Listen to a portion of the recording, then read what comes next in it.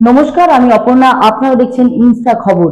গত 22শে এপ্রিল কাশ্মীরের পেহেলগাঁওতে 26টি তরতাজা প্রাণ এক নিমিষে জঙ্গি আক্রমণে শেষ হয়ে গেল। আর তাদের স্ত্রীদের মুছে গেল স্মৃতির সিঁদুর। আর সেই স্মৃতির সিঁদুরকে সম্মান জানিয়ে প্রধানমন্ত্রী নরেন্দ্র মোদীর এক বিরাট পদক্ষেপ। জঙ্গি আক্রমণের ফলে যে প্রত্যাঘাত ভারতবর্ষের বুক থেকে কি হবে তা জানার জন্য সারা বিশ্ব ভারতবর্ষের দিকে তাকিয়েছিল। আর তারই উত্তর ভারতবর্ষ দিয়ে দিল। LSM ভারতবর্ষের বুক থেকে ছুটে গেল মিসাইল পাক অধিকৃত কাশ্মীরের 9টি জঙ্গি ঘাঁটিতে এবং এক নিমিষে শেষ করে দিল এই 9টি জঙ্গি ঘাঁটি। নিহত হয়েছে বহু জঙ্গি। তার ফলে অনেক জঙ্গি জানিয়েছেন তাদের পরিবারের সঙ্গে যদি তারাও মারা যেতেন তাহলে বোধহয় অনেক বেশি ভালো হতো। এর ফলে বোঝা যাচ্ছে ভারতবর্ষের এই প্রত্যাঘাতে ভয় পেয়েছে জঙ্গিরা।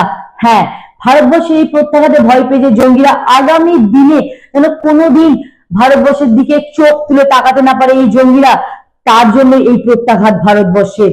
ভারতবর্ষ কখনো কোনো মানুষকে বিনা কারণে আঘাত আনেনি বা আঘাত করেনি, কিন্তু ভারতবর্ষের মানুষের দিকে যখন কোনো জঙ্গি বা কোনো শত্রুপক্ষ চোখ তুলে তাকায় তখন তা এক নিমিষে কিভাবে নির্মূল করে দিতে হয় তা ভারত সরকার খুব ভালো করে জানে।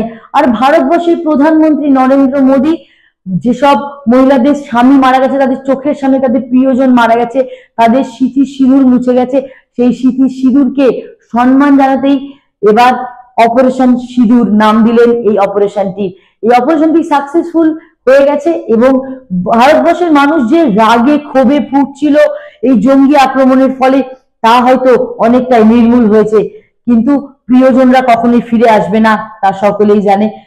কিন্তু ভারতবর্ষে এই প্রত্যাঘাত যেন মনে রাখে পাকিস্তান।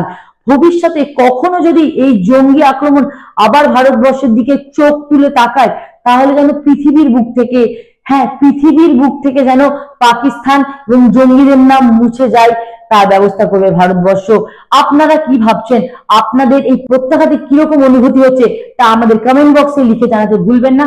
ভিডিওটি যদি ভালো লাগে তাহলে কমেন্ট করবেন, লাইক করবেন আর সাবস্ক্রাইব করে রাখবেন আমাদের চ্যানেলটি ইনস্টা খবর।